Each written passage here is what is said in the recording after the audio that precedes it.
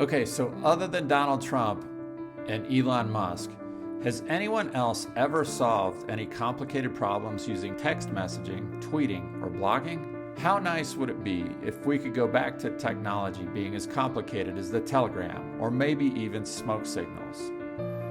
Technological tools have a hard time solving complex problems. They're good at communicating a basic message, right? Like SOS or the British are coming. One of Whores and Robots' biggest goals is to promote and practice good, old-fashioned, face-to-face communication about subjects that have become relatively extinct.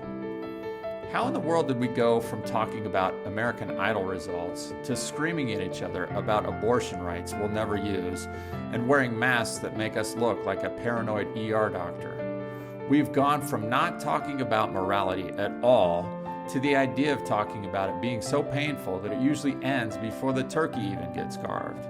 Either way, productive outcomes have been pretty limited for a long time. It may be even decades since the question of why we're doing certain things gets truly investigated by people.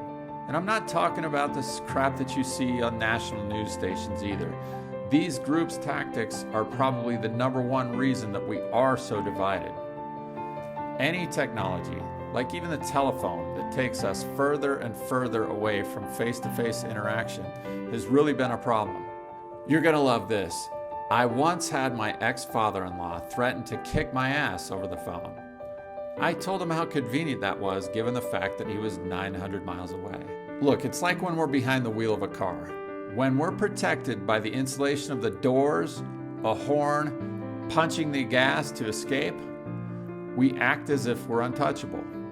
How often have you maliciously flipped someone off right in your own office or brake checked one of your neighbors on your own street? When the consequences are right there in front of us, we act much differently. Texting, social media, and email are conveniences, much like the car was, that have placed significant distance between people. That's led not only to a lack of thoughtfulness and consideration, but also to less exercise of bigger, more complicated conversations that require the maintenance and check and balance system of face-to-face interactions. At least with cars and telephones, we had years or maybe even decades to adapt to these things. These more recent technologies have spread to all corners of the planet really in no time at all.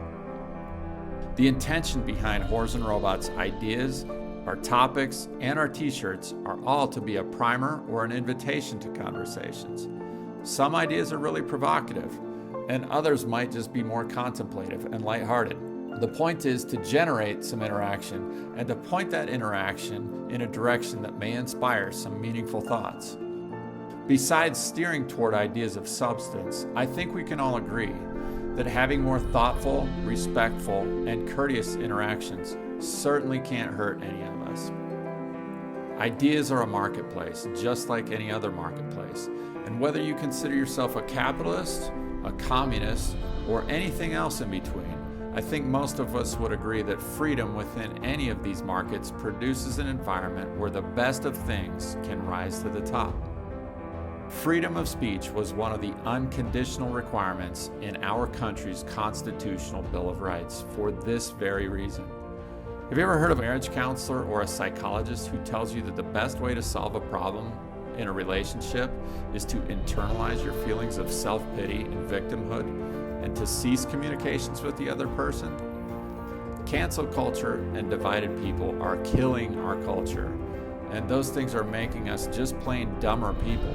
Everyone has their own unique way of interpreting the events of any situation, and responsible, mature people are interested in hearing and understanding those possibilities. Smart people know that every problem or disagreement is an opportunity in disguise. The concept of freedom of speech is the most empowering idea that the individual person is afforded.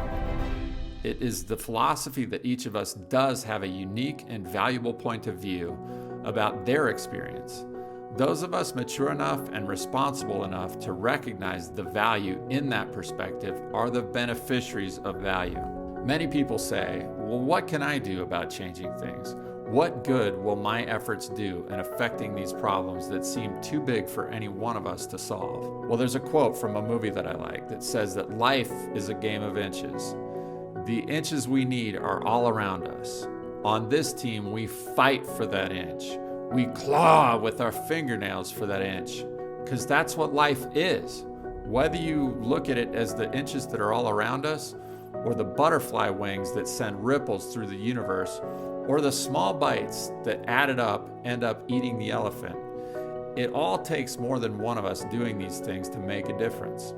Again, going back to the speech in that movie, that is what a team is. So either we heal as a team or we will die as individuals. You aren't just buying a t-shirt with a cute phrase on it. Whores and Robots is not here for the sake of building a brand that I'll later sell out to some mega conglomerate. Our shirts and our ideas are intended to provoke conversations and promote interactions that will not only spur on new ideas, but also encourage healthy and productive debate and disagreement that can actually create an environment of respect and appreciation of points of view different than our own.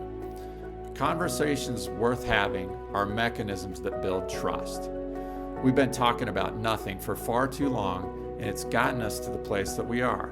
We're either superficially positive or we're contentious, distrustful, and defensive.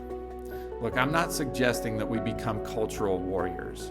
We're not extremists deserving to be canceled or condemned, but we can protect logical thinking, our families, and the idea that debate and conversations are the exercises that our relationships need to keep them healthy.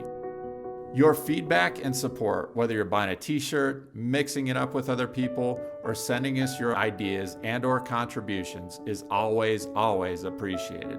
Remember that just because these topics are more serious than most people are used to, doesn't mean the conversations can't be fun. Being fun and inspiring is much more productive than being spiteful and condemning. Commit to taking responsibility. And also remember, you don't have to be Gandhi or Abraham Lincoln to make a difference. And another thing, you're not a badass or a tough guy or a good leader unless you're producing and creating things and fighting for those inches that move us in a good direction.